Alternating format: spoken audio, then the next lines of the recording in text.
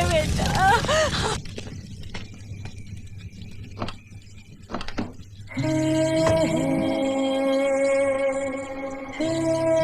ए mister, हटिए हटिए please हटिए।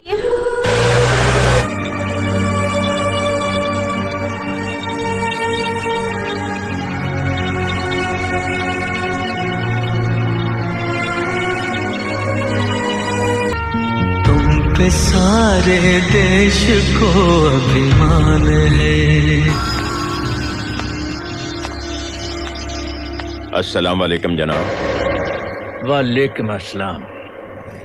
आज के बदलते हुए सियासी हालात को मद्देनजर रखते हुए सवाल ये उठता है कि क्या हमारे मुल्क के इर्द गिर्द या दूर दराज के मुल्कों में मुसलमानों की मौजूदगी को बर्दाश्त किया जा रहा है।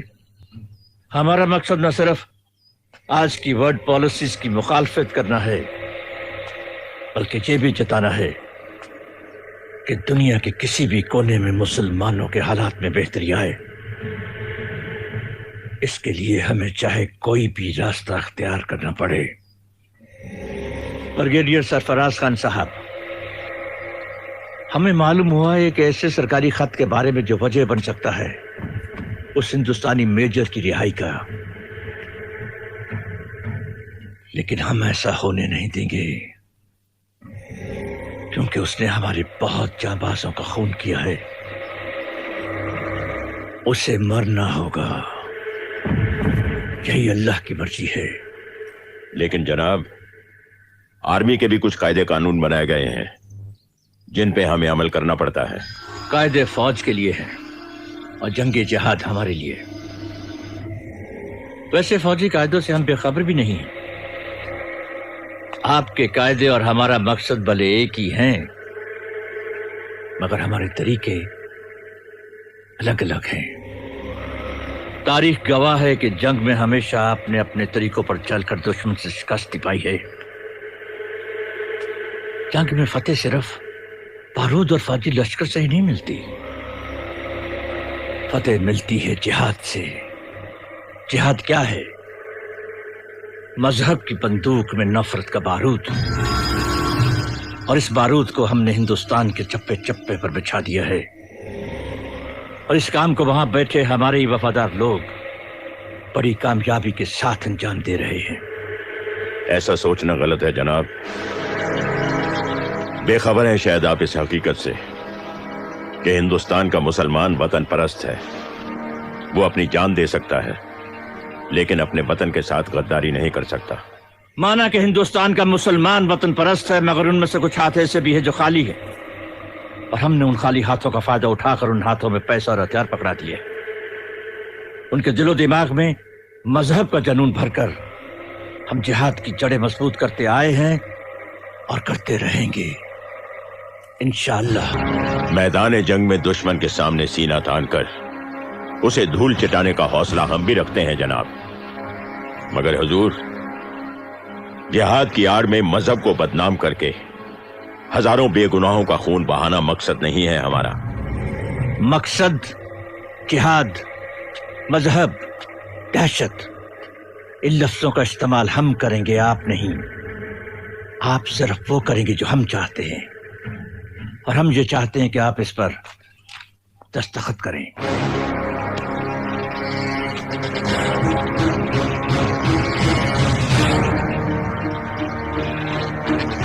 मगर इसमें तो लिखा हुआ है कि हिंदुस्तान का मेजर राम हमारे कैंप में मौजूद नहीं है। ये गलत है जनाब। मैं इस पर दस्तखत नहीं करूंगा। क्यों नहीं करेंगे? फर्ज और सच्चाई की खातिर अगर मेरा सर भी कट जाए तो कोई गम नहीं, लेकिन मैं इस पर दस्तखत नहीं करूंगा। इजाजत चाहता हूं। अल्लाह हाफिज। रुक जाओ ब्रिगेडियर, अपने सीनियर से तो मिलते जाओ। तशरीफ लाइए जनरल चांद खान साहब।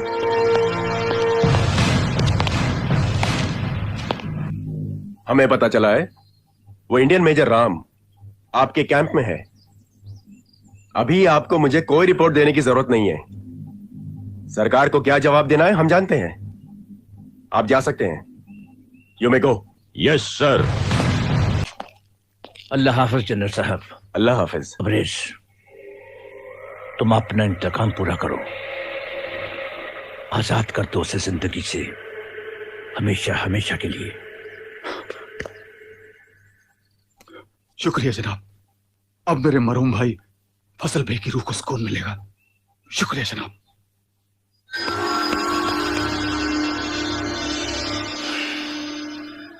सलमान से मिलने गई थी? जी अबू। आज के बाद तुम सलमान से नहीं मिलोगी। मगर अबू, हम जानते हैं कि तुम सलमान को चाहती हो, मगर हकीकत यह है कि तुम सिर्फ सलमान का सोचती हो और हम जमाने का। जमाने का हमारी जिंदगी पे कोई हक नहीं अबू। और आप तो जानते हैं सलमान ने अपनी जान पे खेलकर हमें मौत के मुंह से बचाया था। ओह, तो उसके एहसान को प्यार समझ बैठी हो तुम। प्यार किसी एहसान का मोहताज नहीं होता। हमें सलमान से दिली मोहब्बत है। हमें यकीन है कि तुम्हारी मोहब्बत उसकी एहसान के जड़ों से फूट कर निकली है, लेकिन उसे मोहब्बत नहीं कहते, मुरब्बत कहते हैं। कहां सलमान, कहां तुम? उसके एहसानों का बदला तो और कई तरीकों से चुकाया जा सकता है। उसने तो हमसे कभी अपने एहसान का जिक्र तक नहीं किया। यही तो उसकी चाल है, तुम्हें मोहब्बत के जाल में फंसा रहा है। बड़े घर की लड़की के साथ रिश्ता जोड़ना चाहता है। नहीं अब्बू नहीं, हम आपको कैसे यकीन दिलाएं कि वो एक नेक इंसान है। वो हमसे बहुत मोहब्बत करता है। तुम अभी बच्ची हो, तुम्हारी उम्र कच्ची है, तुम्हारी सोच कच्ची है। हम ये रिश्ता कबूल नहीं कर सकते। नहीं अब्बू, हमारी सोच पर रोक मत लगाइए। कसम अल्लाह की, हम सलमान के बिना नहीं जी सकते। हम अपनी जान दे देंगे।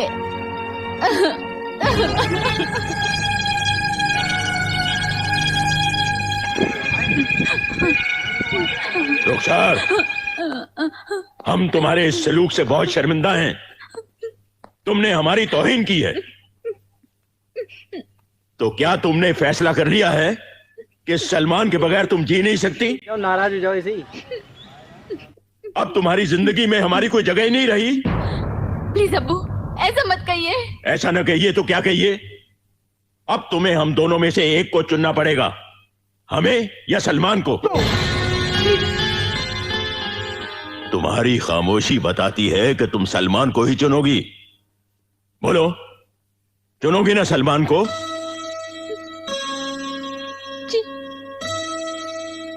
That's like my darling daughter.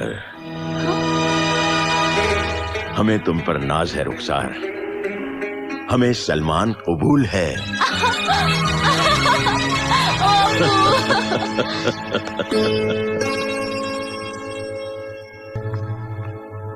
बहुत खुश लग रही हो। Yes, very very happy. चलो बस अभी मेरे साथ चलो। बात क्या है? सलमान, हमारे अब्बू हमसे बहुत प्यार करते हैं, लेकिन कल रात को उन्होंने हमारी जान ही निकाल दी। क्यों? अब वो हमसे प्यार कम और किसी गैर से ज्यादा प्यार करने लगे हैं। अरे, इस बुढ़ापे में क्या दूसरी शादी कर रहे हैं? छी छी छी छी छी, कितना गंदा मजाक करते हो। अरे वो गैर जिससे अब्बू हमसे ज्यादा मोहब्बत करने लगे हैं, वो तुम हो। क्या? हाँ, और वो हमारा हाथ तुम्हारे हाथ में देना चाहते हैं। क्या हुआ सलमान? खुश होने की बजाय तुमने मुंह उधर फेर लिया। ये मुमकिन नहीं है, ऐसा नहीं हो सकता। क्या मुमकिन नहीं है? क्या नहीं हो सकता? तुम सच नहीं जानती रुखसार। तो बताओ ना, सच क्या है? मैं तुमसे बहुत प्यार करता हूँ, इसलिए तुमसे कुछ नहीं छुपाऊंगा रुखसार। तो बताते क्यों नहीं? बताओ, बताओ ना।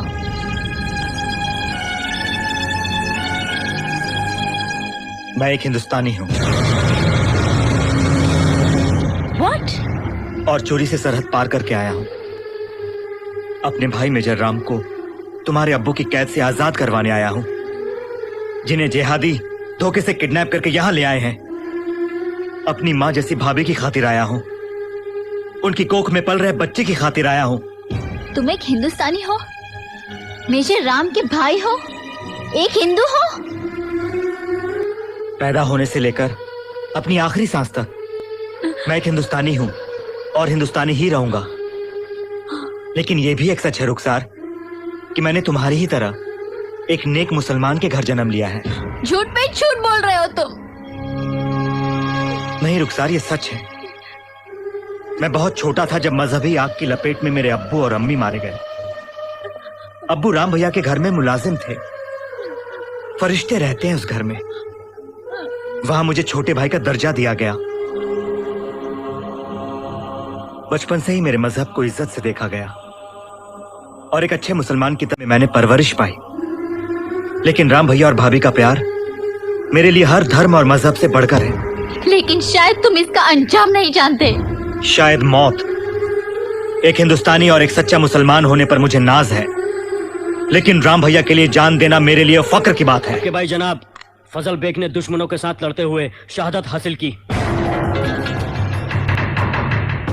और अफसोस इस बात का है, जिस खेत में हमने खौफ और बुज़दिली की खाक डाली थी, वहां जांबाजी की फसल कैसे पैदा हो गई। मुझे मेजर राम चाहिए, जिंदा।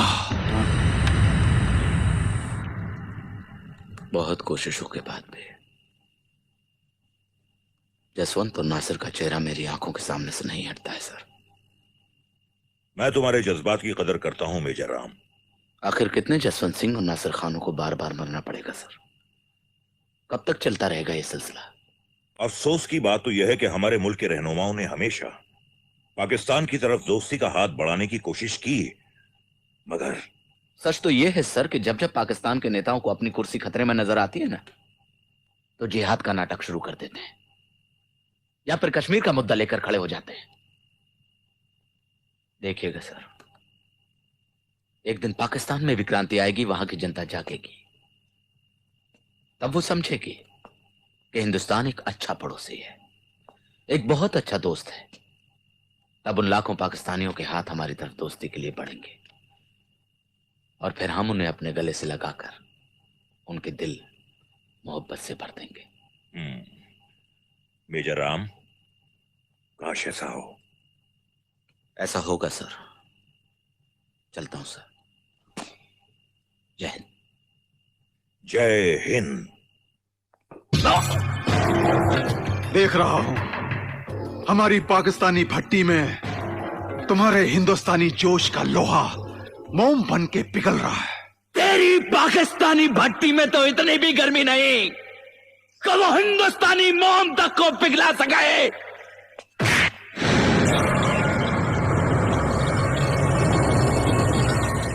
तबरेज मियां, दुश्मन के अंदर जब फौलादी जज्बा पैदा हो जाए तो उसे मारना तो बहुत आसान है, लेकिन तोड़ना बहुत मुश्किल है। लेकिन हम इसे तोड़ेंगे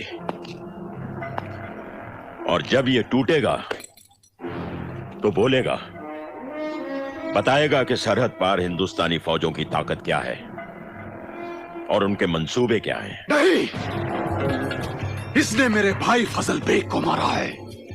आज नहीं तो कल इसे हर हाल में मरना है ब्रिगेडियर साहब। हिंदुस्तानी फौज की ताकत का हिसाब आप रखें ब्रिगेडियर साहब, हम नहीं। क्योंकि हम फौजी नहीं, जिहादी हैं। और जिहाद किसी मुल्क की सरहद से लिपट कर नहीं लड़ा जाता, बल्कि उसके अंदर घुस कर लड़ा जाता है। और हमारा मकसद है अपने कश्मीर से इनका तिरंगा उखाड़ कर फेंक देना, इंशाअल्लाह। किस तिरंगे को उखाड़ फेंकने की बात कर रहा है तू? किस तिरंगे को?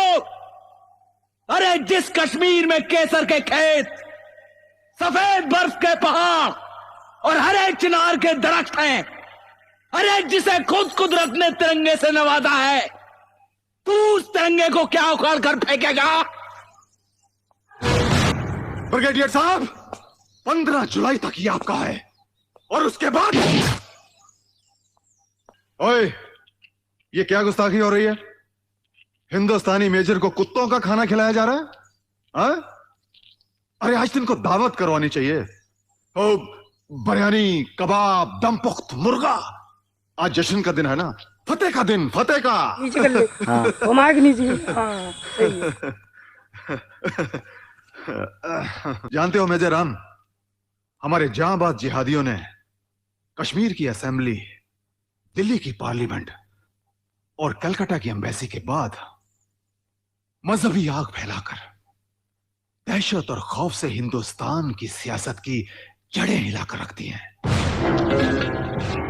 अब वो दिन दूर नहीं है मेजर राम, जिस दिन हम जामा मस्जिद की दहलीज पर खड़े होकर लाल किले पर फहराते हुए हरे झंडे को सलाम करेंगे, इंशाअल्लाह। हे तबरेज,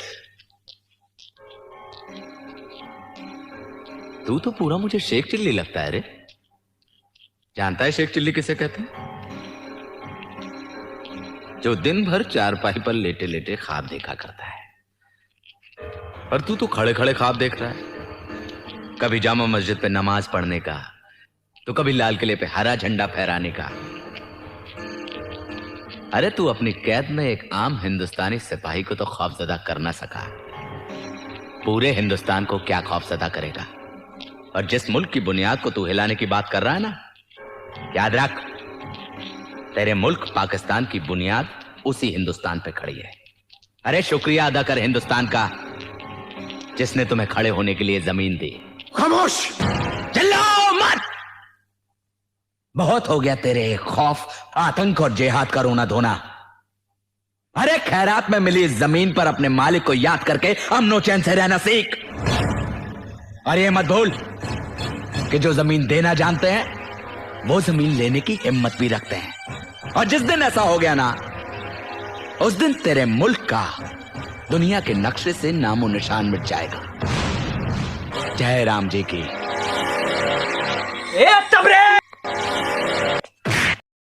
पाकिस्तान जिंदाबाद था, जिंदाबाद है और जिंदाबाद रहेगा। हिंदुस्तान जिंदाबाद! हिंदुस्तान जिंदाबाद!